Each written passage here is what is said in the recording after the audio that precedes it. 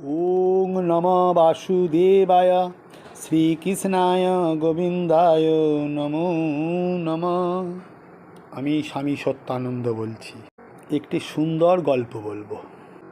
এক ভক্ত গুরুর গৃহে এসেছেন এবং গুরুকে জিজ্ঞাসা করছেন, কেউ বড়লোকের ঘরে জন্মায়, একই সঙ্গে জন্মগ্রহণ করলো, কেউ গরিব ঘরে জন্মায়, কারো দুঃখ কষ্ট, কারো সুখ, কারো অনেক অর্থ, কেউ খেতে পায় না, কারো অন্নের অভাব নেই, কারো অল্প বয়সে মৃত্যু হয়, কারো বেশি বয়সে মৃত্যু হয়। এসবের কারণ কি একটু ব্যাখ্যা করুন। তখন সেই গুরু সেই শিষ্যকে একটি গল্প বলতে লাগলো। দেখো বাবা, এক হরিণ তার হরিণ শাবককে নিয়ে একটু ঘাস খাচ্ছে, সবুজ পাতা খাচ্ছে, চড়ে বেড়াচ্ছে। সেই পথ দিয়ে এক গুরু যাচ্ছিল এবং সেইখানে যমরাজ এসেছেন সেই হরিণ শিশুটিকে নিতে, কারণ তার জন্ম, বিবাহ, মৃত্যু সব তো বিধির লিখন, মৃত্যুর সময় হয়ে গেছে। যমরাজ সেখানে যে হরে কৃষ্ণ হরে রাম বলল, সঙ্গে সঙ্গে হরিণ শাবকটির মৃত্যু হলো। বেশ কিছুদিন চলে গেল। এইরকমভাবে যেতে যেতে আবার সেই শিষ্যকে বলল, কিছুদিন পর একটি গাভী তার বাছুরকে নিয়ে চড়ছে, শাবককে নিয়ে। সেই বাছুরটার কাছে যেয়ে যখন বলল হরে কৃষ্ণ হরে রাম, তখন সেই বাছুরটিও মারা গেল। এইভাবে দেখা গেল হরিণ শাবকটি মারা গেল হরে কৃষ্ণ নাম শোনার পর। আচ্ছা, গাভীর সন্তান বাছুরটিও মারা গেল। এমত অবস্থায় সেই শিষ্যকে নিয়ে গুরু একটি নদীর ধারে যে হাজির হলো, সেখানে দেখছে এক ধোপাগিন্নি তার সন্তানকে নিয়ে কাপড় কাচ্ছে।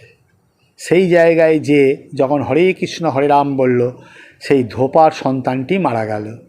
এই দেখে শিষ্যের চিন্তায় পড়ে গেল, কি ব্যাপার। এইভাবে পরপর হরে কৃষ্ণ হরে রাম বলল আর মারা যাচ্ছে। এমত অবস্থা আবার গুরু শিষ্য দুজনে মিলেই, কিন্তু যমরাজ তো সঙ্গে আছে, সে তো সময় হলো তুই নিয়ে চলে যাবি। এইভাবে যেতে যেতে একটি রাজবাড়ির কাছে যেয়ে দাঁড়ালো।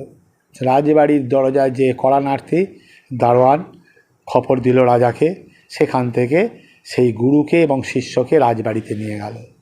রাজবাড়িতে অনুষ্ঠান হচ্ছে, ছোট্ট এক রাজার সন্তানের জন্ম হয়েছে, তার জন্মদিন পালন হচ্ছে। তখন শিষ্য ভয় খেলো, এখানে গিয়ে যদি হরে কৃষ্ণ হরে রাম বলে তাহলে সন্তানটি মারা যাবে, তাহলে রাজার লোক আমাদের বন্দি করবে, কারাগারে নিক্ষেপ করবে এবং বিচার হবে, প্রাণদণ্ড হবে। সে ভয় খেলো। তখন গুরু বলল, চিন্তার কিচ্ছু নেই। তখন যে হাজির হলো, যে যখন গেল, যে তখন রাজা সেই তাদের পাদ অঘ্ঘর দিয়ে বসতে দিল। তখন এই গুরু হরে কৃষ্ণ হরে রাম বলল, রাজার যেই ছোট্ট সন্তান, পুত্র সন্তান, তার দিব্য জ্ঞান ফিরে পেল। তখন সেই গুরুকে আলিঙ্গন করে কাছে ডেকে নিল এবং বসতে দিল, দিয়ে জীবন জিজ্ঞাসা করল, তুমি রাজা হলে কি করে, তখন রাজার সন্তান হলে কি করে। তখন গুরু বলল, এই যে সন্তানটি দেখছো রাজপুত্র হয়ে জন্মগ্রহণ করে আজকে এই বাড়িতে এসেছে, উনি ছিলেন সেই হরিণ শাবক। যদি ওইখানে কর্মফল অনুযায়ী আরও থাকতো তো তাহলে উনি আজকে এখানে রাজা হতে পারতেন না। ওইখানেই কর্ম শেষ হয়েছে, রাজা হলো। গরু সন্তান ছিল, সেখানে মারা গেল অল্প বয়সে। আচ্ছা, ধোপার সন্তান ছিল, সেখানে মারা গেল, তাই আজকে রাজা হলো। কর্মফল যখন শেষ হবে তখন সে সেখান থেকে উন্নত মানের জায়গায় পৌঁছাবে। যার কর্ম ভালো হবে তার উন্নতি হবে, উন্নত জন্ম হবে।